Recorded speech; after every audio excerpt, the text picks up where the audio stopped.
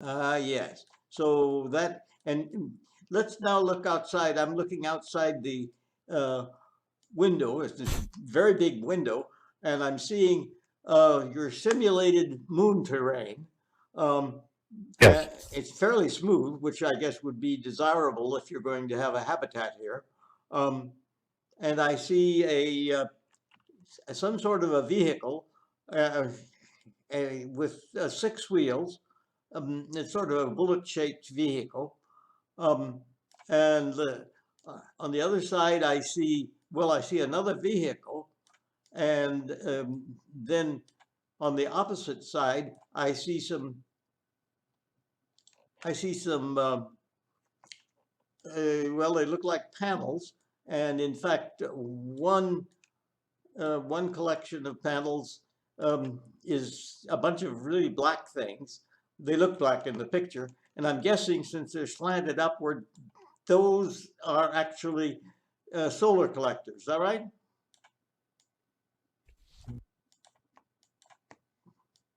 A solar farm, and Yes. this habitat is actually quite large. So this would actually be representative of the supply station called Mm. Conrad Station.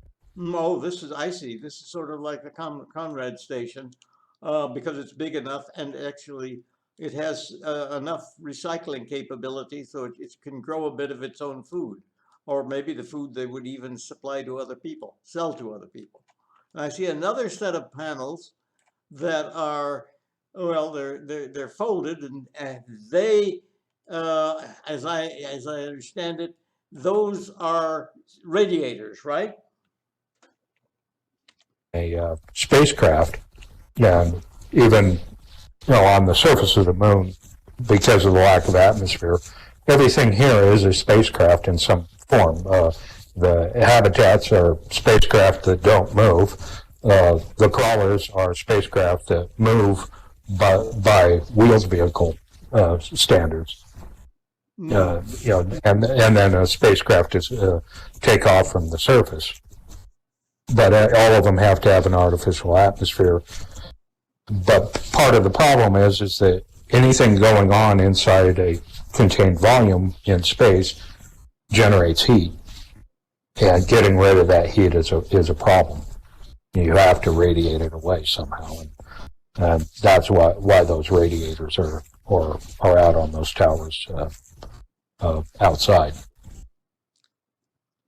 Yeah. So, and those in this place, since there is actually moisture being released by quite a bit of moisture being released, they would also be involved in recovering, recycling the water balance, the available water, right?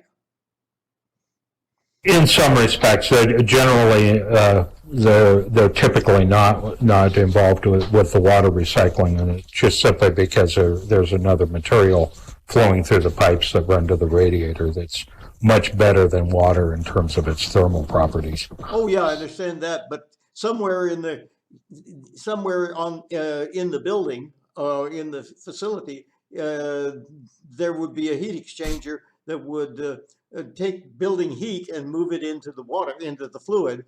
Um, and when it's taking that heat, Yes, it's going to produce moisture. It's going to take moisture out of the air, right?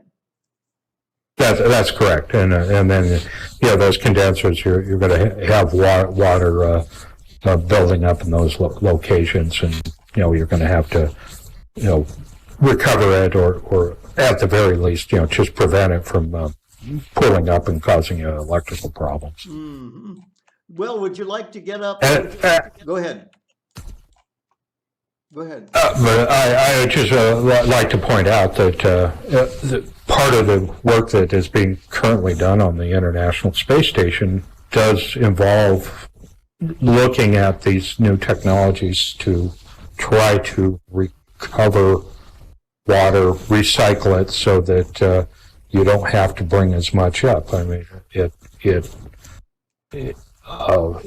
you're able to recover a significant fraction of the water that you consume, uh, um, then you don't have to ship as much up. Mm. And so the smaller that tank has to be for an individual to be able to support him. Mm-hmm. So I built that tank based off of the 3.7 liters per day that a grown man would need. It'd be slightly less for a woman, but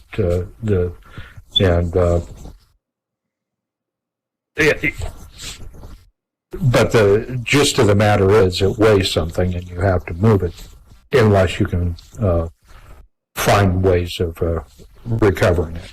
Yeah. Okay. Would you like to stand up and let me? Well, I'm going to tag you using the capabilities that we have.